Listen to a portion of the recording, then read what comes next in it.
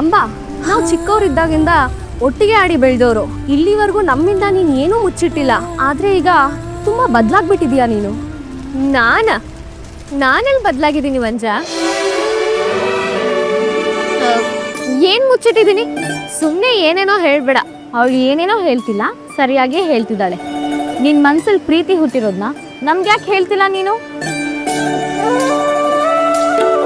ಪ್ರೀತಿನ ಹಾಗಂತ ಹೇಳಿದ್ಯಾರು? ನಿಮ್ಮಿಬ್ರಿಗೂ ಇವತ್ತೇನೋ ಆಗಿದೆ. ಬೇರೆ ಯಾರು ಯಾಕೆ ಹೇಳ್ಬೇಕು? ನಿನ್ ಕಣ್ಣೆ ಎಲ್ಲ ಹೇಳ್ತಿದೆ ಅಲ್ಲ. ಅವನು ಈ ಊರಿಗೆ ಬಂದಾಗ ನೀನೇ ಜಾಸ್ತಿ ಬೈತಿರ್ತಿದ್ದೆ, ಆದ್ರೆ ಈಗ ಬೈಯೋದನ್ನೇ ಪೂರ್ತಿ ನಿಲ್ಸಿದ್ಯಾ.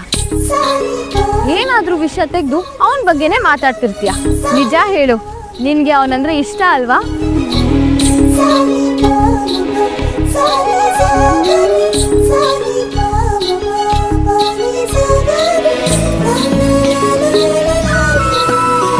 ನೋಡು ನೋಡು, ಅವ್ನ ವಿಷಯ ಕೇಳಿದ್ರೆ ಈಗ ಸುಮ್ಮನಾಗ್ಬಿಡ್ತೀಯ. ಏನು ಹೇಳೋದೇ ಇಲ್ಲ ನೀನು.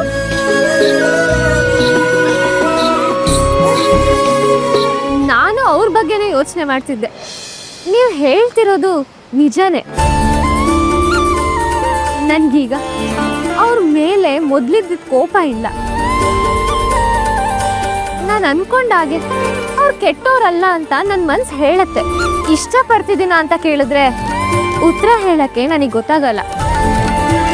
ಯಾಕಂದ್ರೆ ನನ್ನ ಮನ್ಸಲ್ಲಿರೋ ಭಾವನೆ ಏನು ಅಂತಾರೆ ನನ್ಗಿನ್ನೂ ಸರಿಯಾಗಿ ಅರ್ಥ ಆಗ್ತಿಲ್ಲ. ಆದ್ರೆ ಅವ್ರ ಕಣ್ಣಲ್ಲಿ ಅದೇನೋ ಸೆಳ್ತಾ ಇದೆ. ನೀನೇನ್ ಹೇಳ್ತಿದ್ಯೋ ಅರ್ಥನೇ ಆಗ್ತಿಲ್ಲ. ಅವ್ನ್ ಕೆಟ್ಟವನು, ಮೋಸಗಾರ, ಸುಳ್ಳು ಹೇಳ್ತಿದ್ದಾನೆ ಅಂತ ಹೇಳ್ತಿದ್ದವಳೆ ನೀನು.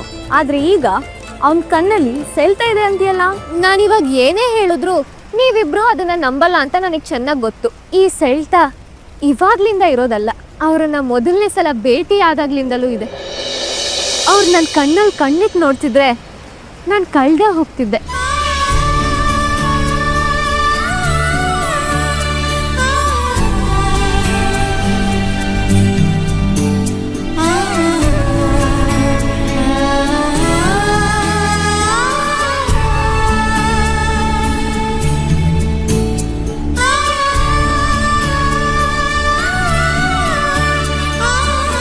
ಅವರು ನಂಗೆ ಹೊಸ ಪರಿಚಯ ಅಲ್ಲ ಅನ್ಸುತ್ತೆ.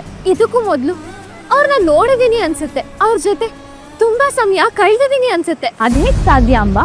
ಅವ್ರನ್ನ ಊರಿಗೆ ಬಂದಿದ್ದು ಇದೇ ಮೊದಲನೇ ಸಾರಿ ಅಲ್ವಾ? ಹೌದು, ಆದ್ರೆ ಹೀಗೆ ಯಾಕೆ ಅನ್ಸುತ್ತೆ ಅಂತ ನನಗೂ ಗೊತ್ತಿಲ್ಲ. ನನ್ನ ಮನ್ಸಲ್ಲಿ ಏನಿದೆ ಅಂತ ನಾನು ಹೇಳಿದ್ದೀನಿ. ನಾನು ಏನು ಮುಚ್ಚಿಡ್ತಿಲ್ಲ ಅಂತ. ಈಗಾದ್ರೂ ನೀವು ನಂಬ್ತೀರಾ?